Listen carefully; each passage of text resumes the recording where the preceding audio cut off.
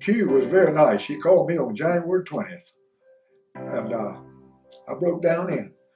Said, Coach, I think it's better late than ever. I think you'll appreciate it now more than you would have 30 years ago. And that was the way it was.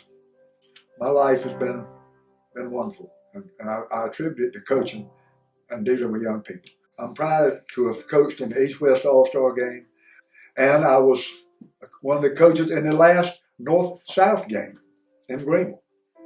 And I can't tell you, I had some wonderful young people to play for me.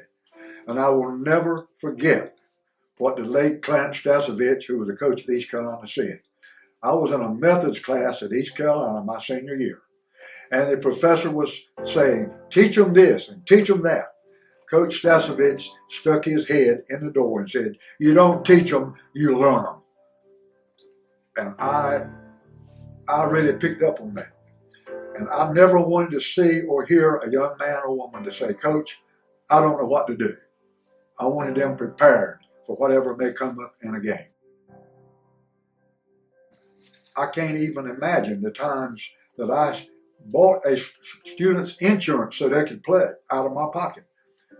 And you drove the activity bus, you stopped at McDonald's. If they didn't have money, you made sure they got something to eat.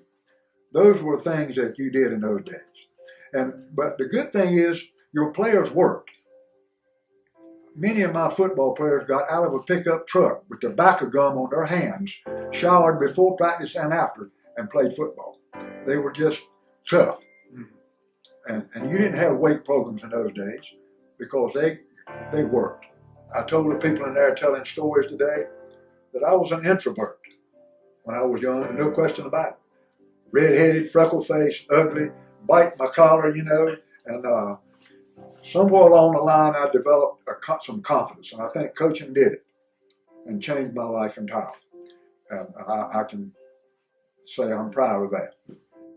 And I had some people that worked hard on this. When that gentleman who did the documentary, he introduced me one night as a Hall of Fame coach. I said, nope, I am not a Hall of Fame coach. Some of my former players heard it 3 years ago, and they went to work on it. And it's a great honor. And can't imagine how proud I am.